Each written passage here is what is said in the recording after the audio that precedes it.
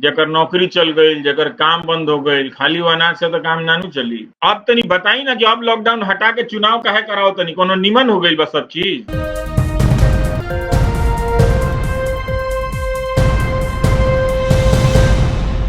अभी एक जना कहले हैं कि मोदी जी के नकल करत नहीं।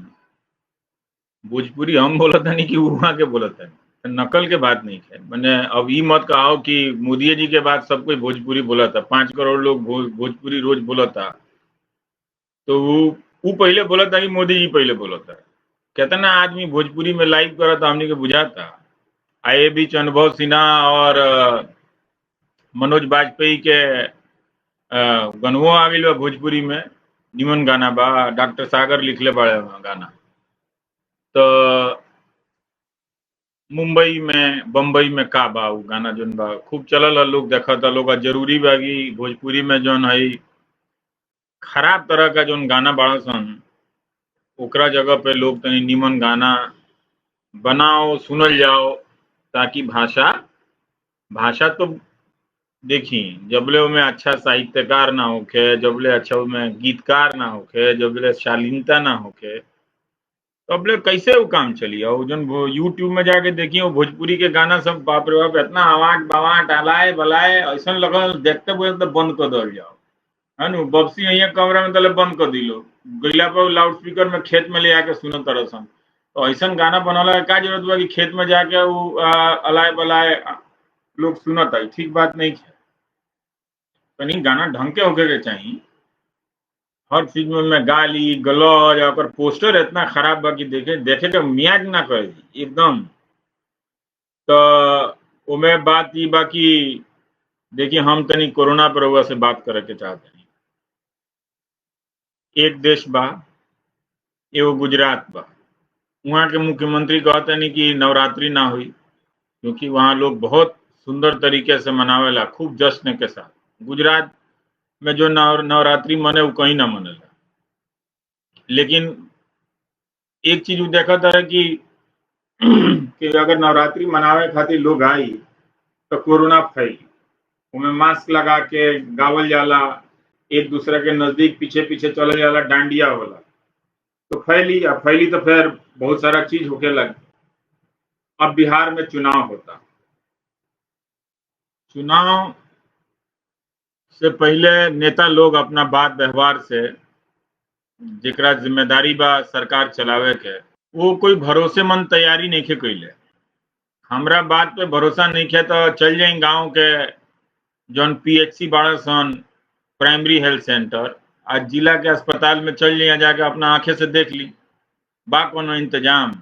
जाके देखी कि लोग के का हाल बा कि नहीं के हाल बा। तो जौन होता उमें बड़ा मनमाना चल रहल बा। अब रउआ लोग इनके ये बात तो ना मालूम हुई कि तालाबंदी पूछ के केकरा से पूछ के कइल गई रहे, के कहलक कि तालाबंदी ही करे के चाहिए।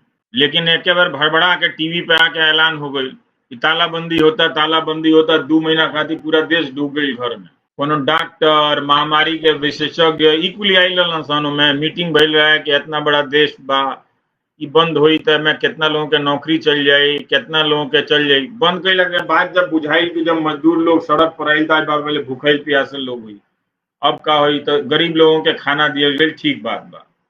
लेकिन ये बात बताई कि राउर महीना के कमाई, साल भर के कमाई खत्म कर दहल जाओ, खाली अनाज से काम चल जाई, मिलता।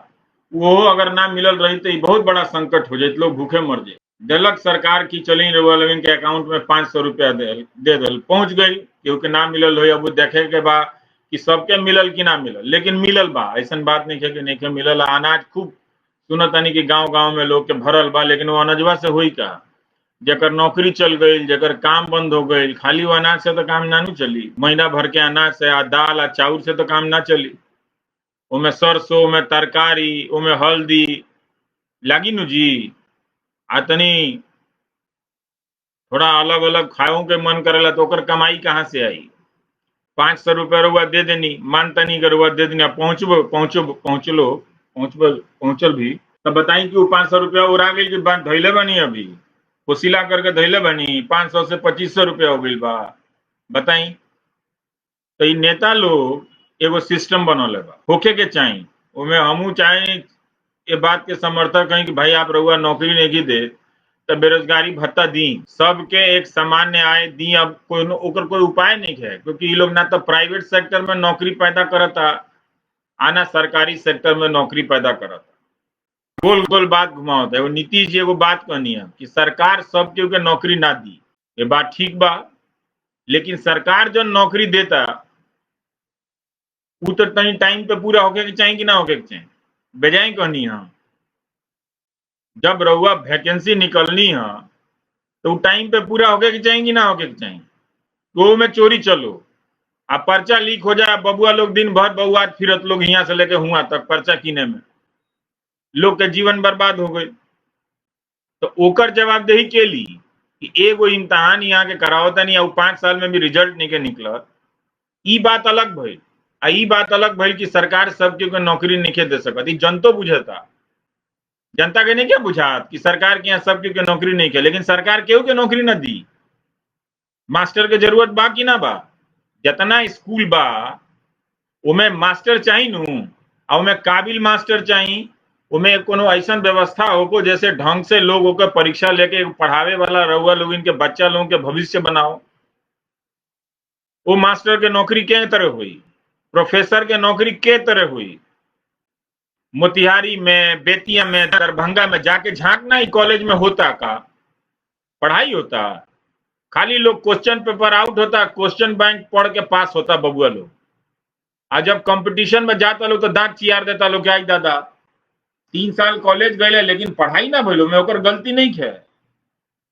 तो वो कॉलेज में, स्कूल में, अस्पताल में जौन काम बा सरकार के चला लोग चाहिए कि ना चाहिए, पुलिस में लोग चाहिए कि ना चाहिए, तो ओकर कितना नौकरी निकालता नहीं रहुआ, जरूरत के हिसाब से निकालता नहीं कि ना।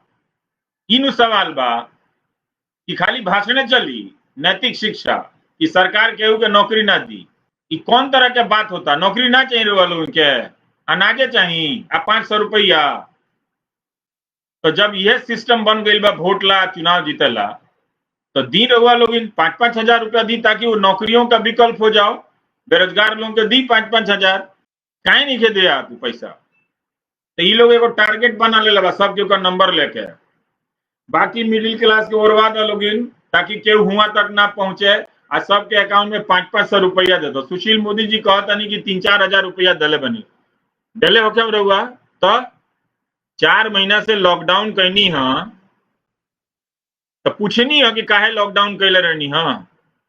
अब तनी बताई ना कि अब लॉकडाउन हटा के चुनाव काहे कराओ, तनी कोनो निमन हो गई बस सब चीज निमन तो भइल नहीं है। ऐसे होता चुनाव के नेता लोग आई ना बबुआ लोग पूछी लोग ना कि भाई नौकरी के का भाई, मैंने ये कौन व्यवस्था है कि 10-10 साल 5-5 साल लगातार लोगों के नौकरी या वैकेंसी में पूरा जीवन बर्बाद हो जाता। आ नौकरियों में कोनो पेंशन नहीं किया। लोग बोली तो डरवावे खातिर एगो निकाल देता रसन कि 50 साल के ऊपर जेकर हो गई ओकरा के निकाल दिए, ओकर परफॉर्मेंस के वो के तरह काम करता उनकर रिव्यू हुई।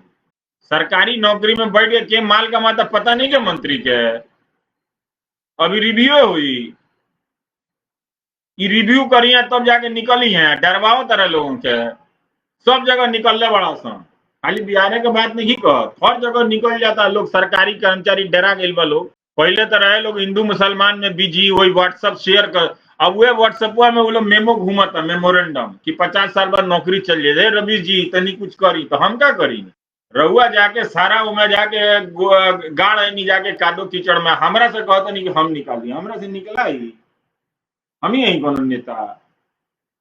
बात समझी रहो लोग।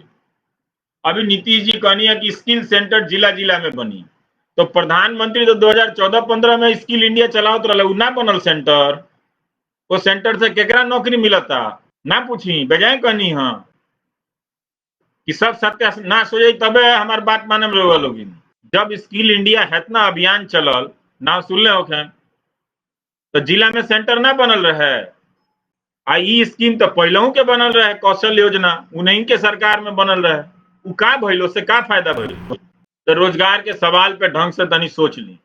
ये अकाउंट में पैसा जाता ओकर एक व्यवस्था होके के चाहिए, लेकिन वो सिस्टम ही ना होके चाहिए कि लगा नवंबर तक चुनाव बा अनाज दे दो अकाउंट में ढेबुआ दे दो 500-500 रुपया, चुनाव के बाद बंद करके भाग जाइए सन। तब का करम रहुआ। तो सोची पूछी, सवाल तनी कठोर पूछी। यहाँ तो लोगों के पता नहीं क्या कि खिसियाइल का है बा कोनो सरकार से, आइयो पता नहीं क्या कि खुश का है बा। पता ना रखी जी, तनी मेहनत करी, आंख खोली और अखबार पढ़ तनी, ओमे गोबर छपता, खाली सब पत्रकार गुलाम डर है आ टीवी, ओमे कोनो खबर बा कुछ नहीं खो में। और रउआ लोग इनसे 200 रुपया लेके अखबारों बेचा तरसन, और अखबार वाला सरकार के साथ मिलकर धंधा करत तरसन। काहे लेता नहीं रउआ अखबार जी? जब वो में पत्रकारिता नहीं है तो हमें 200 रुपया अपन काहे देता नहीं? वो बंद करी तो से राउट पसीना भी बचल, आ 200 रुपया जो बचल तो अपन खाई कोनो वही में खाई, कुछ मिठाइए खा ली, केहू के खिला दी मिठाई, गांव में दे दी केहू के 200 रुपया। सब जना एगो धंधा बना ले बोलो, भोरे भोरे अखबार खोल लेता लोग में बात पूछू ना। आ न्यूज चैनल का देखा तनी, ये देश 3 महीना से खाली वो सुशांत सिंह राजपूत के चलता खाली कवरेज। ऐसे ने देश चाहिए रहुआ लोग इनके, ये ड्रामा चलता, बुझात नहीं क्या कि घोत का बा। आ यही के पीछे रहुआ लोग बबुआ लोग के नौकरी पढ़ाई सब खत्म बड़ा सा। क्यों नाम लेता दरभंगा में कौन कॉलेज बा, क्यों नाम लेता लंगट सिंह कॉलेज के का हाल बा घरी, कितना नामी कॉलेज रहे, क्यों पटना यूनिवर्सिटी के नाम लेता, सब बिला गिलसन ओरा गिलसन, भाषण खाली देवे के बा। पूछी ना जाके कि जिला अस्पताल में कितना डॉक्टर होके के चाहिए, कितना डॉक्टर बा, वो बीमा देते तरसन, एगो बीमा पॉलिसी। भाई बीमा से इलाज होला, डॉक्टर सामने रही तौन तनी आला लगा के देखी कि बीपी बढ़ल बा कि का बढ़ल बा, एक्सरे मशीन कामे नहीं के करता, डॉक्टर नहीं के, वो बीमा पॉलिसी से इलाज हो जाई ना हुई। तो ये बात समझी, का मांगे के बाद नेता लोगों से, का मिलल का ना मिलल, तनी ढंग से होकर बात करी। देवे लेवे वाला तो ये लोग बनू, तो समझी बात के जो नया पैसा देवे के सिस्टम आवता खुदरा खुदरी, ओकरा जगह एगो आप ढंग का सिस्टम बना दी। जब आप रहुआ किसान के चुनाव के समय 200-2000 रुपया देता नहीं, केहू के आप कुछ देता नहीं, 500 रुपया देते हैं, एगो सिस्टम में बना दी ओकरा के, क्योंकि सब परिवार में 5-5 हजार रुपया जाओ। तो ये लोग एक सिस्टम बना ले लेगा। हम नहीं कहते कि पहुंचल नहीं के पैसा मिल ले हुई, जो 5-5 हजार रुपया लोग बिहार में सुशील मोदी जी कहते हैं तो मिलल ही रहा लोग इनको 3-4 हजार रुपया हो गई बा 10 हजार। नौकरी अगर दे रही तो रोजगार के स्थिति रही तो कर जरूरत ना पड़ी, लेकिन अब नहीं खे दिया जा सका। वो पहले ही के जीडीपी में रहे, अब तो माइनस में घुस गई बा जीडीपी। अब पता चलता तो ऐसे काहे केहू राजनीतिक दल से नाराज बनी आ काहे खुश बनी, ओकर हिसाब ठीक से करी। आई लड़का लोग जो बा बिहार में, वो लोग से पूछी कि बबुआ तू कॉलेज गईला ह, माट साहब रहे पढ़ावे आवत रहे कि सुरतिये बनावे में क्लास खत्म? पूछी ना, पूछम तो रहुआ जानी।